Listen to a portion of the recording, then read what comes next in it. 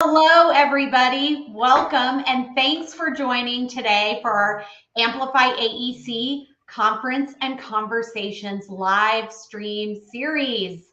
My name is Jen Newman. I'm with Elevate Marketing Advisors, and I am your conference chair this year. 7 days, Kabri, 7 days. Or 6 days. Oh my gosh, the countdown is going. I'm so excited. So this year, Amplify AEC is focused on bringing attendees together again in person and with a follow-on virtual event where we're going to create environments that include hands-on activities and engagement as we return to these in-person events. So today I'm so excited to have one of our Max Talk speakers. Yes, Max is back. Market Act Exchange. Joining us today, she talks about her session, Mental Health Risks in the AEC Industry. Our guest speaker is Kabri Lehman Schmid. And one of the focuses for content for Amplify AEC is leadership. And one of the things that Kabri will talk about is how as managers, we must understand the issues that impact our people and their mental health and provide the necessary resources and opportunities. Her session is designed to help you identify harmful cultural stigmas and empower those who can create the most change. This effort will not only save lives, but is essential to attract the next generation of workers. Kabri, thank you so much for being here. Thank you. I'm so excited. I'm excited that we're 6 days away. I know. And, we were talking earlier. I'm just so happy that we are talking about this, right? I mean, if you look at what's happening in the world, we see Olympians coming forward talking about mental health. We see more people that are coming forward and knowing it's not something to be shameful of, that, we're all going through a lot, and we've all gone through a lot in the last few years, but we also go through a lot in our daily lives, right? And you can't separate work and, how you're feeling in your life. And so I think it's such an important conversation that we need to be having more.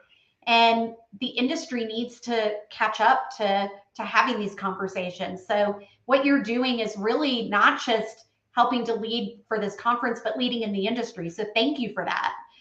And could you just tell us a little about yourself and how you evolved into the position you're in now? Sure. So I do not have a background in psychology or public policy, organizational management. I'm a superintendent, and I'm a superintendent for a large nationwide general contractor and building services provider called Hensel Phelps. I've been in the industry over 15 years, and I've worked from coast to coast. And while I've put about $1.9 billion of work in place, really most of my job is interacting with my people, up to 300 people on a job site, or continuously changing teams, right, with the different crews and trades on site, talking to owners and state representatives. It's all about those relationships. And over the last 3 years, we have been looking at so much change and opportunity within our industry. We never stopped. And we need to find ways as leaders to be able to react to the challenges our people have been facing, and to find ways within our responsibilities that we already have to create change in our industry. Because if it's a siloed, separate effort, it's just another thing. And we already have a lot to work on. Was there something specifically that drew you to this type of role? Was it COVID, or was this something you kind of saw an interest in even before that? Sure. So as I worked through my career and became a superintendent in charge of large multi-million-dollar projects, the relationships that I was able to build with the people on site is what's essential for success. We know this in our industry, that people are what make our work go in place. People are what make our industry possible. I watched them struggle over the last 3 years. And in my management role, I have the opportunity to totally craft their experience on a job site. And that means giving people opportunities to learn and to listen and to feel valued and to feel safe. And so my challenge was that as a superintendent, what can I do to make practical change while also executing the rest of our job? How can I convince everybody else that it's worthwhile to address the issues that are impacting our people that are unseen, but have been so greatly impacting how people are bringing themselves to work over the last few years, and unfortunately have been reflected in some of the statistics about suicide and mental health and opioid abuse within our industry from beyond the last 3 years. Well, and I would imagine too, when you're also looking at a huge recruiting issue right now, right? And I mean, we're in just a rare time. I mean, I don't think recruiting has ever been this hard. We've had hard recruiting times before, but never this hard at every level. This kind of philosophy, or what you're bringing to that, and what we should all be bringing to that, helps with retention and helps with, keeping our employees safe and keeping them mentally safe, because it's not just about physical safety. In construction, we hear a lot about physical safety, right? But what about their mental safety? Absolutely. Being able to attract new generations to our industry is going to require some effort to create a change in perception. We do this by treating our people better and differently. There's an expectation now that you're supporting kind of a whole life, not just what person's doing at the job site during their professional responsibilities. COVID destroyed that line that we held for so long between personal and professional lives and needs of our people. And leadership needs to step up and understand what we can do to help support a whole person. I couldn't even imagine before COVID getting on a call and hearing someone's children in the background, right? Of like, oh my gosh, you just don't even think about it. And now it's just, I feel like maybe we're more empathetic now to understanding of, people, what they're dealing with in their lives on top of in their workplace. And I think that's a great evolution. Yeah, I think that we've definitely had some significant changes as an industry in how we perform our work, the different topics that we're willing to discuss at work. There's still a tension, though, about what is the manager or the organization's responsibility to people in their lives outside of work. And that's an important question to start to tackle as an organization. What can we do as managers that aren't crossing over the line, but are serving people with the needs that they need fulfilled? How do we make sure that we can actually leverage the resources we have? Most organizations have mental health care resources as part of their greater healthcare. Do we even know what those are? Have we told our people what those are? Making sure that we understand what it is that we can provide to help keep the conversation going and keep an environment where people feel comfortable to ask for those resources. I think that's a huge thing, is safety, like that safety to feel like I can come to somebody and say, I'm struggling with this. I need help. What are the resources I can have? And I think up until now, and again, it's in the world, right? Is that we don't talk about that. That's, we go and cry in our corners at home and then come in the office professional and ready to go. And I honestly think that's just one of the positive evolutions that have actually come out of COVID, is that we hopefully are talking about it more and those resources. Well, Kabri, without giving too much away about your session, what's one of the big takeaways you think the audience is going to leave with that's really going to stick with them? Sure. So we, in all of our positions, and this is what I'm really excited about being in Atlanta, is meeting people across all sectors and positions of the AEC industry. We all care about and we have similar goals related to the valued metrics of our industry. And so these are production, safety, retention, repeat work. Right. We understand the roles that and our titles, where we fit into that puzzle. What we might not realize is that we can play a significant role in strengthening the relationship that exists between improving workforce health and increasing our team's effectiveness. So we're going to talk about how we can use tactics that build psychological safety on our teams to overcome really the industry's cultural and historic challenges that the last 3 years have just laid bare. Yeah. We've become more open to talking about them, and we need to find ways in our already numerous daily responsibilities to start overcoming them.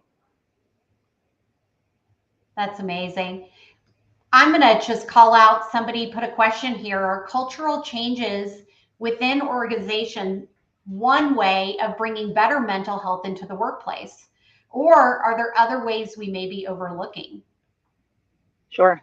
There are a number of structural changes that can happen as part of an organization.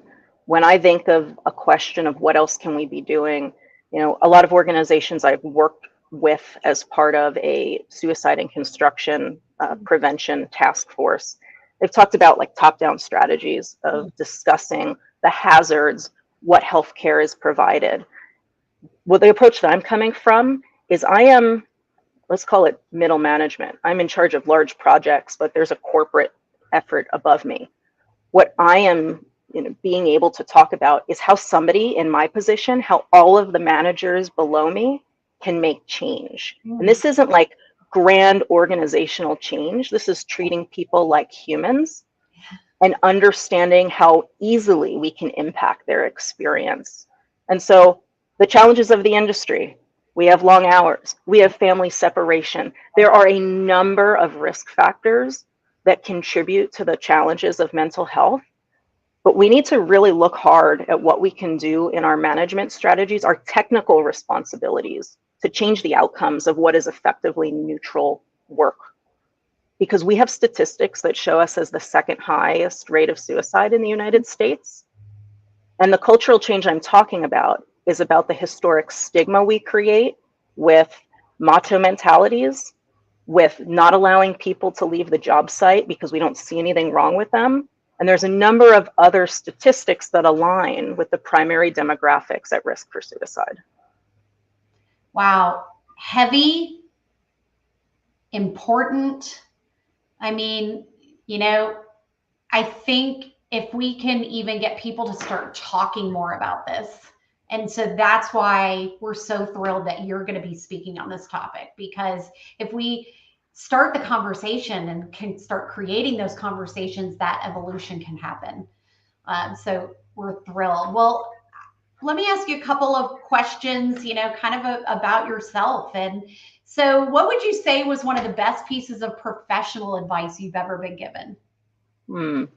When I came out of college, I didn't have any history in construction. My family didn't have any history. And it was instilled in me very early on that I have learned nothing in school to help support my understanding in the industry. I should assume that I know nothing because it's my priority and my privilege to go learn my job from the people who are putting the work in place in the field. They deserve the utmost respect. They are the experts, and it's my job to listen how I can make their work more successful. And so that's been the approach to my management style, is facilitating conversations. And that requires people trusting each other and trusting me on my job sites. Wow, fantastic. If you weren't doing this, what would you be doing? What job would you be doing if you weren't in your current job? If I'm daydreaming in the spare moments maybe that I have to daydream, I usually dream about being a postal worker. And I love to be outside. I love the idea of having exercise as part of it. I like the idea of being like really efficient in like the route I'm going to take. I can wear a uniform and, maybe it sounds bad, but like I don't have a strong commitment to socialization. So it can be like very like, hey, how's your dog?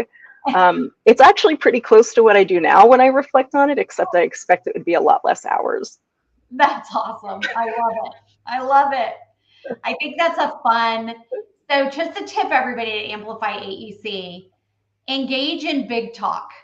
These are the kind of questions. Ask somebody, if you weren't doing this, what would you do? Or when you were 5 years old, what would be your dream job? These are fun questions to ask each other to really kind of get to know each other.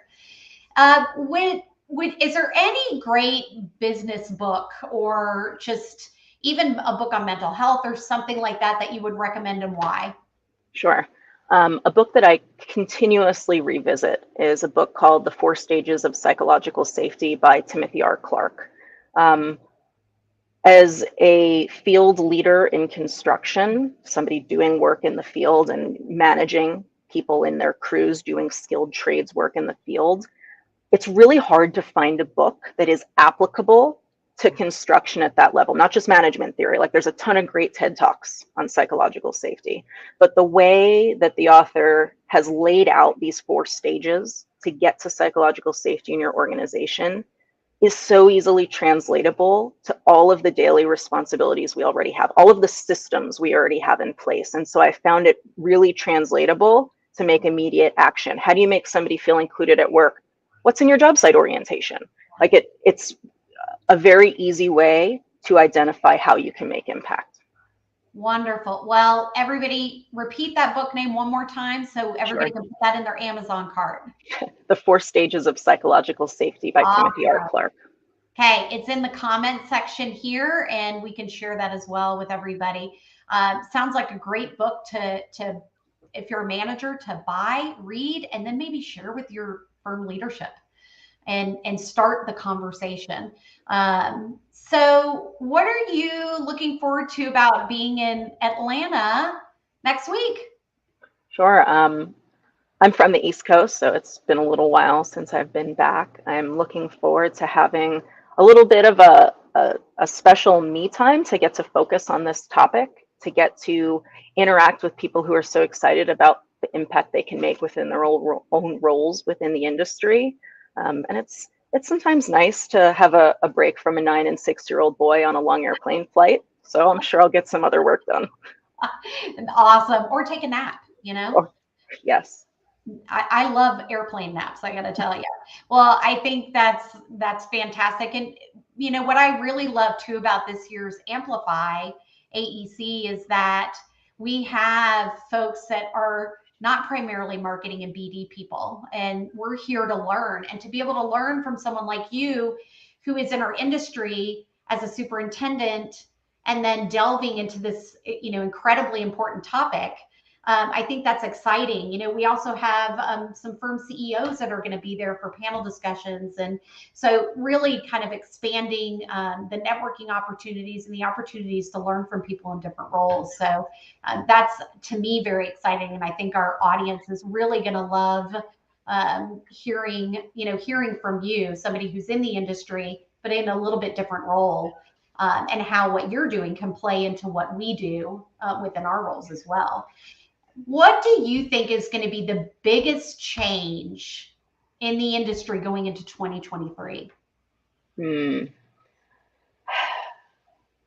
I think that wherever the market takes us, we have a perception industry about the industry that is somewhere between kind of moving forward into this new world with new expectations and generations that haven't seen much hardship within the industry or the markets.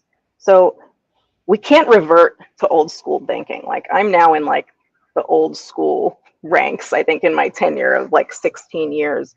I need to stay rooted in this initiative to drive new conversations in the industry, because when things get hard, there's a whole generations of individuals that have hired on after me that are not used to struggling to find work, that are not used to maybe expectations of where or how or when they're going to work. And us more senior management and leaders need to remember we have a duty to keep people engaged and to help people through it. We can't just like put on blinders and say like 70 hours a week. That's how the way it was always done. That's how I came up in the industry. Things are changing, and we need to make sure that even if the markets become harder and we start making more asks and expectations of people to stay employed, that we remain creating a safe place for people to feel like they're actually providing value and getting value out of it. What if you could give one tip to folks to create a safe space, right? To create that safety. And I know you're going to talk about this in your session, but if you were able to give one tip to them to start the ball rolling, right? You know, what would you tell them? Just one, huh? We will discuss more in the session. That's right. I would say that this is one I don't talk about in depth in the session. It's important for you as a leader to demonstrate vulnerability with your team. That doesn't mean just talking about personal things. It doesn't mean that you need to be a different person and, talk to people on their level. You can manage, you can lead. You need to lead by sharing that you struggled with that too. Yeah. This is how you got through it. This is why people are doing different asks. This is what happened in the meeting and how I responded. Being vulnerable with information so that people can connect to why they're doing or feel comfortable asking for more information is essential if any of the other tactics we're going to talk about are going to work. There needs to be that trust, and you can do that by modeling vulnerability. Oh, that's such great advice. Thank you so much. I hope we all take that advice. And, again, it's this evolution, I think, of people and how we deal with things where it used to be a sign of weakness. And now I think it's a sign of strength when you can share how you're vulnerable and how you get through that and work through that, or how maybe you're still struggling and trying to find it, and that's okay. So again, such an important topic. One more question. How would you describe your session in 3 words for those that are looking at listen, never miss main stage events, folks. They are just, you don't want to miss it. You will regret it. So for your main session, what are 3 words that'll describe that? Okay. My session is challenging. We have a lot of hard statistics and past issues to address as an industry. It's empowering. We have a lot of great cultural values as an industry to tap into to overcome the negative ones. And practical would be the advice that I'm going to give for us to make change in any of our positions in the industry. So challenging, practical, and empowering. Awesome. Challenging, practical, and empowering. Well, thank you so much for speaking with us today, Kabri. And to our audience, we're so happy you were able to join us. Hey, it's 6 days away, but you still have time to register if you have not. You see the going down the screen, visit amplifyaec.org today to register. You still have time. Make sure you block that. Hopefully everybody has gotten the app for the conference. It's a great way to reach out to people, to message people, and plan. Look at, what do I want to attend? Make sure you mark this session as a must attend. Everyone is going to get something out of this. So make sure you visit us for this Main Stage Max Talk program in person, happening Tuesday, July 19th, called Mental Health Risk in the AEC Industry at Amplify AEC in Atlanta. And bonus, Kabri will also be conducting an Ask Me Anything session later that day, where you as an attendee can dig deeper. So these are great sessions where you come in and ask questions, right? Related to what she shared, so that, when you have that burning question, you heard something, wow, that's amazing, but how can I get into that? This will be that opportunity. So mark that as well. And again, I am so looking forward to seeing everybody in 6 days. Yay.